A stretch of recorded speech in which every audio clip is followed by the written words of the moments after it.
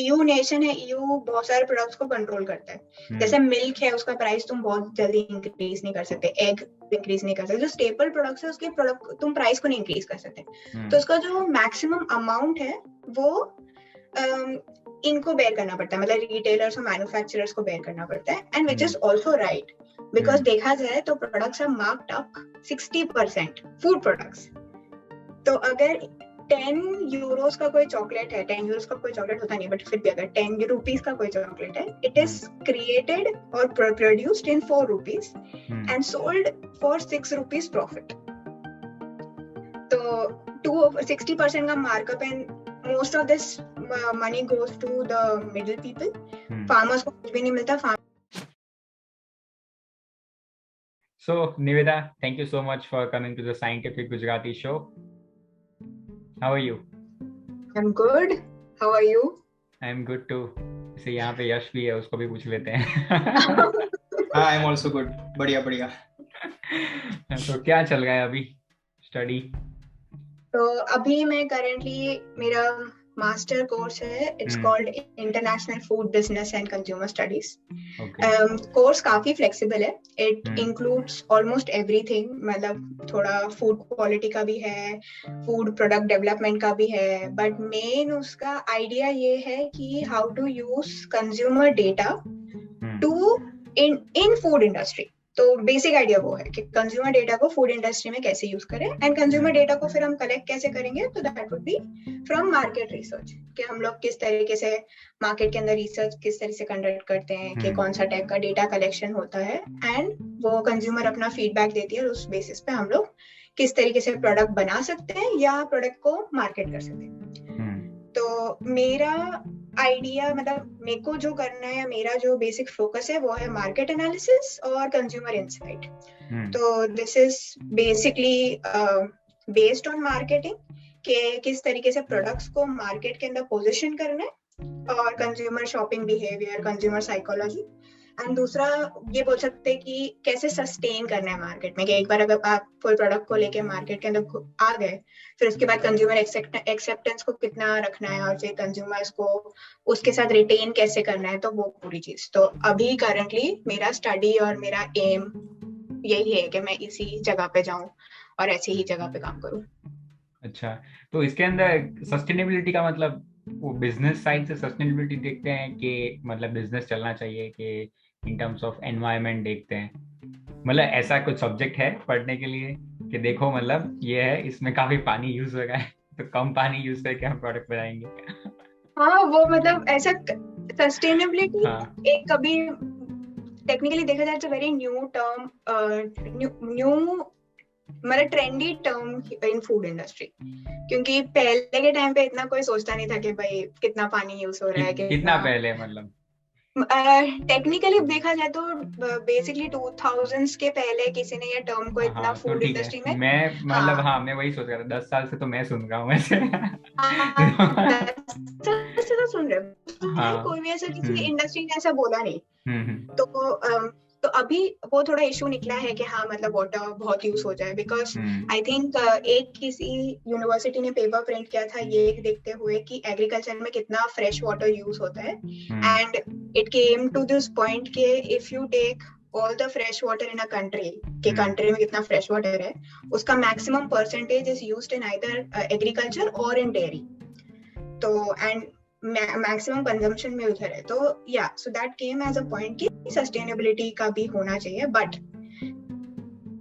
मैं कहूँ तो companies are not that concern. या आई अंडरस्टैंड। वो तो आई थिंक हर सेक्टर में हर जगह है mostly. Companies are not at all concern. Also देखा जाए तो कंज्यूमर भी काफी कंसर्न नहीं है। तो हमारा basically as a consumer researcher हमारा आइडिया ये है कि कंज्यूमर को अवेयर करो कि वो राइट प्रोडक्ट्स को चूज करे, सो दैट कंपनीज बोले कि अच्छा कंज्यूमर ऐसा प्रोडक्ट चूज करे तो हम भी अपने आइडियाज को चेंज करें। So that is what we as a consumer researcher want to do, but technically companies को प्रॉफिट से मतलब है, so they don't care about sustainability. ये टॉक्सिक फीडबैक लूप है, ये पहले मुर्गी आई या अंडा, ऐसे। बल्कि अभी कितना चल रहा है कि ये जो SDG 17 है, अगर उसका कोई मैप देखे तो every SDG is covered by food. तो there is responsible consumption, it is covered by food. Life below water covered by food. Life on land covered by food. Zero hunger covered by food. Clean water या something वो भी covered by food. And good health and wellbeing वो भी covered by food. Almost everything is covered by food. But companies are like ठीक है, जितना पैसा मिल रहा है, we are done, we don't have to care about anything, we don't have to care about anyone's wellbeing. So हाँ, वो एक issue है. But now things are changing.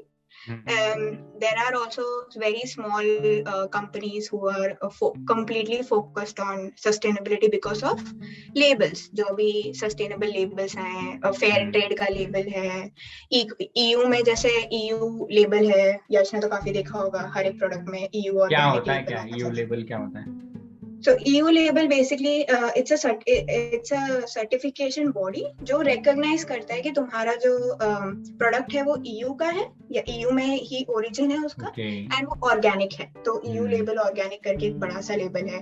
फिर there is also ये क्या कहते हैं, का है वो चॉकलेट्स के वो प्रोडक्ट्स में आता है. चॉकलेट में ही वो है, रेन फॉरेस्ट अलायंस का है, जो मतलब चॉकलेट प्रोडक्शन को चॉकलेट प्रोडक्शन के वजह से कहीं बहुत सारा डिफॉरेस्टेशन ना हो जाए, उसको रिड्यूस करने के लिए. तो ऐसे काफी लेबल्स की वजह से काफी कंपनीज ने उसको अडेप्ट करना चालू किया. दैट इज बिकॉज कंज्यूमर्स ने बोला कि वो ये लेबल काफी इंटरेस्टिंग है और ये लेबल होना चाहिए. That is the only reason कि फिर कंपनीज को अडेप्ट करना चालू किया. उसके पहले कोई ऐसा कोई जरूरत नहीं थी. But तो उस लेबल के ऊपर कुछ इनसाइट्स मतलब मिलता है क्या? मतलब सिर्फ पब्लिक डेटा टाइप के, ये लेबल लगाने के बाद इतना कंज्यूमर बिहेवियर चेंज हुआ, ऐसा कुछ? हाँ, तो उसके बेसिस पे काफी रिसर्च होता है. तो there is a very significant जो रिसर्च होता है वो that is called willingness to pay, WTP. काफी जगह पे ऐसे लोग सुनते हैं विच इज कि हम लोग कंज्यूमर्स को ऐसा पूछते हैं कि अच्छा, अगर इस प्रोडक्ट में ये वाला पर्टिकुलर लेबल होगा, are you willing to pay higher price for this product? And then consumers who are economically well, जैसे ग्लोबल नॉर्थ में है, फर्स्ट वर्ल्ड कंट्रीज में, दे आर लाइक कि हाँ ठीक है, we want to pay more for something which is organic, which is certified, which is like better for the environment करके. तो वो तो भी है. आई थिंक डेटा कलेक्ट होगा तो फिर बाद में उससे पता तो चलेगा ही कि लेबल से एक्चुअल कंज्यूमर बिहेवियर चेंज होता है कि नहीं होता है, और वो भी राइट डायरेक्शन में होता है कि नहीं होता है. एग्जैक्टली. क्योंकि ऐसा भी हो सकता है कि अगर लेबल लगा दिया तो वो प्रोडक्ट ऑटोमेटिकली एक्सपेंसिव हो जाएगी. Then all people are buying the cheap products. वो बात भी सही है. मतलब हाँ, money comes as a big thing, but उसमें हमारा फायदा ये हो सकता है कि जैसे EU नेशन है, EU बहुत सारे प्रोडक्ट्स को कंट्रोल करता है.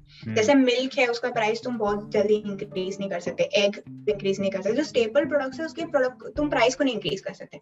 तो उसका जो मैक्सिमम अमाउंट है वो इनको बेयर करना पड़ता है, मतलब रिटेलर्स और मैन्युफैक्चरर्स को बेयर करना पड़ता है. And which is also right, because देखा जाए तो products are marked up 60%, food products. तो अगर 10 यूरोस का कोई चॉकलेट है, 10 यूरोस का कोई चॉकलेट होता नहीं, बट फिर भी अगर 10 रुपीज का कोई चॉकलेट है, इट इज क्रिएटेड और produced in 4 rupees and sold for 6 rupees profit. तो 60% का markup, and most of this money goes to the middle people. Farmers को कुछ भी नहीं मिलता. फार्मर्स को मिलता होगा शायद 50 रुपीज पर किलो और 50 rupees per kilo of chocolate, and उसका तुम कोई भी यूज नहीं करते एक चॉकलेट बार में. तो farmers gets nothing, consumer have to pay so much, all for the middle people. तो अभी वो उन्होंने बहुत सारा एसोसिएशन स्टार्ट किया है, ये लेबल्स और वो सब के through. So you would know कि सब लोग को फेयर मनी मिल रहा है, and people are not doing it for profit. और दूसरे छोटे छोटे न्यूआंसेस भी बहुत होते हैं कि इट्स नॉट जस्ट कि एक चॉकलेट को प्रोड्यूस करने के अंदर कितना रिसोर्सेस यूज हुआ है, राइट, बट उसको पैकेजिंग भी तो कर गए हैं, प्लास्टिक का रैपर लगा गए हैं, फिर मल्टीपल, जितनी महंगी चॉकलेट उतना मतलब बड़ा रैपर कि एक हम सिल्वर रैपर लगाएंगे, फिर उसको एक प्लास्टिक के कवर में डाल के उस पे एक कार्डबोर्ड का वो लगा के फिर भेजेंगे. एंड देन फिर अगर वो मल्टीपल अगर 10 के बंच में आता है तो उसका अलग पैकेजिंग, फिर उसके ऊपर और एक पैकेजिंग और होलसेलर्स. तो ये कितना का बड़ा होता है ना, मतलब एक एक्चुअल जो प्रोडक्ट जो कंज्यूम करने के लिए। इवन आई थिंक कहीं पे था कि कोई सुपरमार्केट का ही कोई फोटो था कि बनाना, एक इंडिविजुअल बनाना को उन्होंने रैप करके बेच रहे थे। ये मेरे को बहुत, मतलब ये थोड़ा मेरे को एक मेरा एक बहुत ही डिफरेंट ओपिनियन है इसमें, बिकॉज पैकेजिंग हम लोग जिस तरीके से देखते हैं वैसे टेक्निकली यूज होता है, that is not the idea of packaging. तो हम लोग ऐसे देखते हैं कि हाँ ठीक है, मेरे स्टोर में बनाना है, बनाना के ऊपर पील है, उसके ऊपर एक और पैकेजिंग डालने का क्या मतलब है? But that banana has travelled may be from somewhere else. तो वो पूरे रास्ते जस्ट टू इंश्योर के the banana is not squished, the banana is not destroyed. और जब तक तुम्हारे पास आ रहा है, तुम्हारे पास एक येलो बनाना आना चाहिए, तुम ब्लैक बनाना या स्क्विश्ड बनाना तो नहीं खरीदोगे। तो जस्ट टू इंश्योर कि वो कस्टमर के लेवल को दे सेटिस्फाई करे, तो ये पैकेजिंग की चीजें उठानी पड़ती है, प्रॉब्लम्स उठाना पड़ता है। That is the same thing कि हम यहाँ पे रहकर बोल सकते हैं कि क्यों, क्या फर्क पड़ता है? We can just remove packaging from pasta, we can just remove packaging from tomatoes, और ये सब ऐसे हटा दो, पैकेजिंग जरूरत नहीं है। बट यही प्रोडक्ट जब कोई और दूसरे को वर्ल्ड के दूसरे कोने में जा रहा है, तो वो हेल्थ इशू में आ जाता है कि भाई कुछ उसमें पास्ता में किसी ने टच कर दिया उसको, कहाँ कौन से हैंड्स के थ्रू गया है, कितना डस्ट उस पे लग गया। You can just say no to packaging. तो अभी हाँ नया अभी जो ट्रेंड फूड में चल रहा है दैट इज मिनिमल पैकेजिंग, के मतलब जितना कम पैकेजिंग तुम यूज करो उतना बेटर, कि बल्क में चीजें ट्रांसपोर्ट करो, बल्क पैकेजिंग रखो, उसको फिर इंडिविजुअल जगह पे इंडिविजुअल चीज नॉन पैकेजिंग की तरह रख दो, या फिर लोकल डेवलप करो कि अगर जैसे पास्ता, मिल्क और ये सब है, ये लोकली तुम जाके कलेक्ट करो, तो लोकल में पैकेजिंग की इतनी जरूरत नहीं है। बट दिस नो पैकेजिंग वाली चीज शायद ही आएगी, because there is no packaging local में हो सकता है ना, जैसे इंडिया में कहाँ हम रैप करके वो बनाना खाते हैं। हाँ वो वही है, लोकल हाँ लोकल में हो सकता है कि हमारे यहाँ पे सारे मार्केट ओपन ही है। वैसे ये चीज क्या है ना कि मतलब जब भी मैं ये सब चीजें देखता हूँ, मोस्टली इकोनॉमिक्स के या सब वीडियो होते हैं about food technology and all this stuff, तो वो यूरोपियन एंड अमेरिकन पर्सपेक्टिव होता है, फिर हमारे यहाँ पे वो मैच ही नहीं करता। इवन जो वो डेटा भी कभी नंबर्स वो लाते हैं कि जैसे अभी मैं इकोनॉमिक्स का वीडियो देख रहा था, वो बोल रहे थे कि 1/3 ऑफ द टोटल एमिशन जो होता है, कार्बन एमिशन, वो फूड में से आता है, 33%। तो उसमें भी अभी काफी न्यूआंसेस हो सकते हैं ना, कि उसमें से कितना परसेंटेज जो है वो यूरोप और अमेरिका से आ रहा है, या कितना साउथ ईस्ट एशिया से आ रहा है। क्योंकि हमारे यहाँ पे जो मीट प्रोडक्शन होता है इंडिया में, so like do you know कि वहाँ पे भी मतलब इतना ही वाटर यूज होता है जितना यहाँ पे होता है, क्योंकि ये तो पूरा एक इंडस्ट्री की तरह वर्क करता है। हमारे यहाँ पे थोड़ा अनऑर्गेनाइज्ड सेक्टर टाइप है। टेक्निकली मतलब ये दो अलग अलग चीज हो गई, ग्लोबल ग्रीन हाउस गैसेस और वाटर यूसेज दो अलग टॉपिक है। जनरली देखा जाए तो ये वाली बात जो है 1/3 ऑफ जो global greenhouse gases is contributed by food sector, which is perfectly right, because food sector में बहुत कुछ आता है उसमें, food packaging, food transportation, पूरा फार्म से लेके फोक तक जो हम लोग बोलते हैं वो पूरा सिस्टम आ जाता है। that is roughly true for almost all countries, because majorly countries are dependent on agriculture for their GDP, तो that is true। पर दूसरा वाटर यूज में अगर आए तो ऐसा देखा गया है कि फूड इंडस्ट्री टेक्निकली ज्यादा वाटर यूज करती है एंड वाटर पोल्यूशन ज्यादा करती है।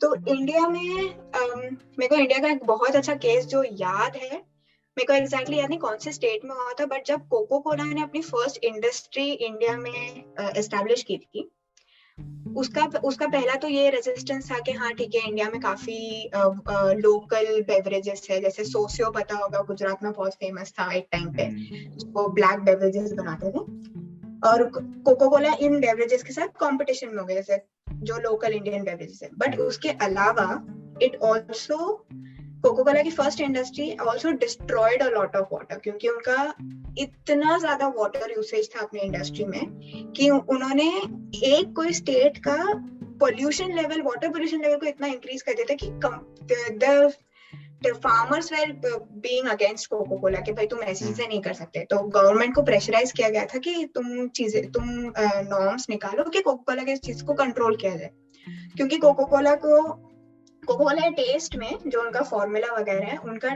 टेस्ट में वाटर बहुत मैटर करता है, तो लोग वाटर को बहुत प्रोसेस करते हैं उसको अपने टेस्ट को मेंटेन करने के लिए, because Coca Cola taste the same everywhere. तो उस प्रोसेसिंग में उन्होंने इतना वाटर पोल्यूशन क्रिएट किया था which was very bad for the environment, very bad for the people, and fresh water waste हो रहा है फॉर नथिंग, जो तुम्हारे बेवरेज में यूज भी नहीं हो रहा। तो ये वाली चीज बहुत बड़ी इशू हुई थी, एंड वो बात as a water consumption level agriculture और फूड में बहुत ज्यादा है, and it can not be so कि तुम उसको ट्रीट करके तुमने उसको बेटर कर दिया और तुमने उसको बाकी चीजों में यूज कर दिया, वो भी पॉसिबल नहीं है, इट इज जस्ट गॉन। तो वो that is impossible to control. तो चीजें जैसे अभी एग्रीकल्चर में नेदरलैंड का कभी देखा है, नेदरलैंड कैसे एग्रीकल्चर करता है, मिनिमम वाटर वाला, हाँ, उनका तो मतलब इट्स लाइक कि इट्स अ नेशनल प्रायोरिटी है ये चीज करना, कि they want to produce the, मतलब तो आई थिंक मुझे लगता है कि अब जितनी उनके पास टेक्नोलॉजी है, जितना उनका वो गोल है, दे आर काइंड ऑफ ऐसे food super power in the world. Obviously, मैं टॉप यूनिवर्सिटी पे और वहाँ पे हाँ, उसमें ये वाटर मैनेजमेंट के अराउंड जो भी टेक्नोलॉजीज होती है ना, जिसमें वाटर रिडक्शन का होता है, वो उनमें मतलब नेदरलैंड्स की टेक्नोलॉजीज बहुत सुपीरियर होती है इन सब चीजों में। मैं कल एक वीडियो देख रहा था जिसके अंदर दो टेक्नोलॉजी मुझे काफी फैसिनेटिंग लगी। एक तो थी कि वो प्लांट को बिहेवियर को स्टडी कर गए थे थ्रू एआई, कि बेसिकली ग्रीन हाउस के अंदर है, ठीक है, एंड दे हैव पुट वो कैमराज रखे हैं, तो मशीन विजन, तो वो ऑब्जर्व करता है, एंड देन वो एल्गोरिदम खुद लर्न करता है कि अभी इस प्लांट को किस डायरेक्शन में मतलब हम शेप कर सकते हैं ताकि वो बेस्ट उसकी हेल्थ के लिए हो।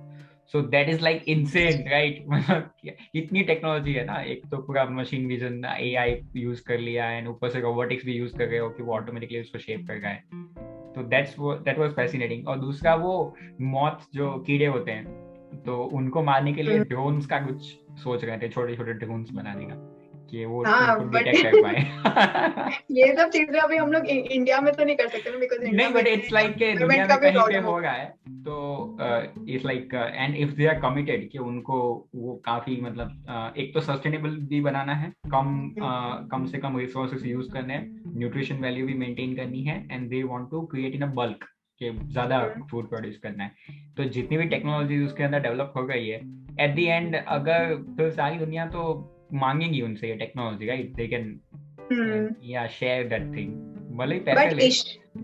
इशू मेरे को इसमें ये लगता है कि जब भी हम लोग सस्टेनेबिलिटी की बात करते हैं, ऐसा कुछ करते हैं, और जो भी मशीन हम लोग इंट्रोड्यूस करते हैं, मतलब हम लोग सस्टेनेबिलिटी को एज ए ये नहीं ले सकते कि एनवायरनमेंट को कितना फर्क पड़ता है, इट इज ऑल्सो कि तुम सोशली और इकोनॉमिकली लोगों को कितना फर्क पड़ता है। तो एनवायरनमेंट एज अ साइंस, मतलब एज अ बायोलॉजी पर्सन, हम लोग एनवायरनमेंट में हर चीज को इंक्लूड करते हैं, कि मतलब पर्सन को भी इंक्लूड करते हैं, प्लांट्स को भी इंक्लूड करते हैं, अर्थ को भी इंक्लूड करते हैं। तो अगर एक पर्सन के एम्प्लॉयमेंट के खिलाफ there is a system which is including which is making it better for the environment, it does not make sense. तो तुम ये वो नहीं कर सकते, मतलब you can build a technology which propels. इसके लिए एक्चुअली काफी आर्गुमेंट है, लेकिन फिर हम कुछ और ही टॉपिक में चले जाएंगे। बट आई जेन्युइनली बिलीव कि जितने भी प्रॉब्लम अभी है, इंसान नहीं कर पाएंगे, we still need robots for everything. हमारे पास क्रिएटिव काम करने के लिए काफी है, लेकिन इस पे कभी और बात करेंगे। या but the last question is that के जैसे ओवरऑल ये तुम्हारा अभी जो भी कोर्स चल रहा है, तो उसके अंदर कितना परसेंटेज तुम्हारे कुछ प्रैक्टिकल होता है, या like it's all data analysis? मतलब हाँ, मेरे कोर्स में वी हैड प्रोडक्ट डेवलपमेंट, और वो प्रोडक्ट डेवलपमेंट का लैब था, प्रोडक्ट डेवलपमेंट हमने किया है। तो हमने एक नया म्यूसली पिच किया था टू कंपनी, मतलब यही जर्मनी की कंपनी है, उसको हमने पिच किया था। We had to create a new muesli, वो भी पार्ट है, but there are also other courses choice में भी तुम ले सकते हो जहाँ पे तुम्हें ज्यादा प्रैक्टिकल करने मिले, बट मैंने बेसिकली थोड़ा डेटा एनालिसिस वो सब की जगह पे ही फोकस किया, बिकॉज मेरे को फ्यूचर में वही करना है। तो क्योंकि फूड टेक बैचलर्स में काफी कर लिया मैंने प्रैक्टिकल, तो I wanted to move towards more market analysis और वो सब चीजों में। तो जनरली मतलब do you have any idea कि जब सपोज एक कोई फूड प्रोडक्ट में बनाना है, राइट, तो वो स्क्रैच टू मार्केट तक, मतलब स्टार्टिंग से आइडिया से लेके मार्केट तक, उसमें क्या क्या चीजें देखी जाती है, मतलब? ओके, मतलब हाँ, it's a long process. Idea generation तो ऑफ कोर्स मतलब कंपनीज पे डिपेंड करता है कि वो लोग किस तरीके से देखते हैं। आइडियली ऐसा होना चाहिए कि तुम एक मार्केट में देखते हो कि मार्केट में कोई टाइप का गैप है। तो जैसे अगर बहुत ही बेसिक एग्जांपल लिया जाए तो जैसे बिस्किट इंडस्ट्री में इंडिया में बहुत होता है, तो अगर किसी ने देखा कि अच्छा बहुत सारे टाइप की बिस्किट्स है बट एक कोई मल्टी ग्रेन बिस्किट नहीं है, तो you create a product which is multi grain. या फिर ऐसा कोई प्रोडक्ट है जो किसी और कंपनी, द अदर मेथड है कि किसी और कंपनी एक प्रोडक्ट निकाला जो बहुत ही फेमस हो गया, तो तुम उसका मी टू निकालने की कोशिश कर रहे हो। तो मी two is like a mimicking product जो दूसरे प्रोडक्ट के साथ कॉम्पीट कर सके। तो तुम्हारे पास एक पूरा टीम होता है प्रोडक्ट डेवलपमेंट का, जो पूरा टेस्ट करता है कि कौन से चीजें हो सकती है, इसमें क्या क्या बेसिक इंग्रेडिएंट्स, उसको तुम अलग अलग टाइप के प्रोडक्ट प्रोटोटाइप्स बनाते हो। फिर वो प्रोटोटाइप्स को तुम अंदर ही अपनी टीम के अंदर एक पैनल बिठाते हो और उसको टेस्टिंग करवाते हो और पूरा सर्वे लेते हो कि ये टेस्ट कैसा है, चीजें कैसी है, if it's right, if things are sitting well with other people and ऐसे। और फिर ये प्रोडक्ट फिर जाता है डिजाइनिंग और वो सब के लिए कि तुम उसको कितना बेटर बना सकते हो। तो जैसे ओरियो का जो ऊपर उसका डिजाइन है, वो पूरा डिजाइनिंग टीम करती है कि वो किस तरीके से तुम उसमें डिजाइन करो, उसका प्रोसेस कैसे डेवलप करो, क्या हमारी कंपनी इस प्रोसेस को अफोर्ड कर सकती है, क्या नई मशीनरी चाहिए कि नहीं, क्या नए प्रोडक्ट को लाना पड़ेगा, क्या कॉस्ट, इसका क्या कॉस्ट पड़ेगा, उसका एनर्जी कॉस्ट क्या पड़ेगा, तो वो सब पूरी एक इकोनॉमिक टीम डिसाइड करती है। फिर आता है हमारा पैकेजिंग डिजाइन। तो ये कौन से पैकेज में होना चाहिए, तो packaging should be easy to open, कहाँ पे इंसान इसको यूज कर सकता है। जैसे कोई बिस्किट का पैकेट जैसे खोला पूरा हाथ में गिर गया तो दैट मेक्स नो सेंस। तो अच्छे से ओपन हो जाए, अच्छे से सेट हो जाए, एक ही बिस्किट निकले, सारा बिस्किट साथ में ना गिर जाए। तो ये बहुत सारे बिस्किट टूटना भी नहीं चाहिए। हाँ, मैं तो सालों से देखा हूँ, अभी तक ये प्रॉब्लम किसी ने सॉल्व क्यों नहीं किया। तो ये सारी पैकेजिंग प्रॉब्लम्स को तुम सॉल्व ऊपर के 2 बिस्किट टूटे हुए ही आते हैं। तुझे महंगे वाली बिस्किट खरीदनी पड़ती है, फिर महंगे वाला पैकिंग वाली इसमें तो 3-4 पैकेजिंग में तो हाँ, पैकेजिंग का प्रोसेस हो गया। फिर बाद में तुम्हारी मार्केटिंग टीम पे आता है कि तुम इस प्रोडक्ट को कहाँ पे प्लेस करोगे, तो कौन से मार्केट में प्लेस करोगे, कौन से प्राइस लोकेशन में प्लेस करोगे। तो ये पूरा मार्केटिंग टीम के बेसिस पे आता है। और उसके बाद मेरा काम आता है कि भाई ये प्रोडक्ट को कंज्यूमर कैसे एक्सेप्ट कर रहा है, कंज्यूमर को कितना पसंद है प्रोडक्ट, कितने कंप्लेंट्स आए और कितने लोगों ने बोला कि ये प्रोडक्ट बहुत ही बुरा है, इसको हटा दो। हाँ, तो ये पूरा आइडिया से लेकर प्रोडक्ट डेवलपमेंट का प्रोसेस है। सही है। बट आई विश के और ज्यादा मतलब ऐसे फूड प्रोडक्ट्स बने जो एनवायरनमेंट को कम इम्पैक्ट करे। मतलब हाँ, इट्स अ सिस्टम कि लोग बाय करेंगे, पहले मुर्गी आई अंडा, वही बात पे हम और ज्यादा चलेंगे। बट इट्स अ थिंग कि टेक्नोलॉजी भी उसके साथ इम्प्रूव होगी एंड कंज्यूमर बिहेवियर चेंज होगा, तो उसके बाद कंपनीज का भी वो चेंज होगा। क्योंकि अभी एक चीज तो है कि आई थिंक लास्ट 2 ईयर में मैंने नोटिस किया है, स्पेशली अमेरिका में, beyond meat is like very what to say famous keyword कि हर कंपनी, हर आउटलेट के वहां पे बियॉन्ड मीट चल रहा है। तो और veganism is like on rise. तो सबको सब कुछ वीगन बनाना है, तो वो भी एक ट्रेंड चल रहा है। बट आई डोंट नो, मैंने उसका भी कुछ सुना था कि अगर आलमंड जो मिल्क होता है वो कितना वाटर कंज्यूम करता है as compared to normal milk, तो ऐसे कंपैरिजन काफी है। But yeah it's a really good conversation. कैसा लगा? ओह, बहुत मस्त। फिर से करेंगे तो। Thank you so much for coming.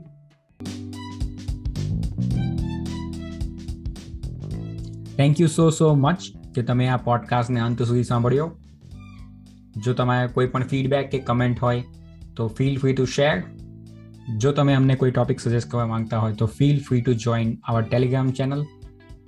તો મળીએ નવા એપિસોડમાં નવી વાતો સાથે.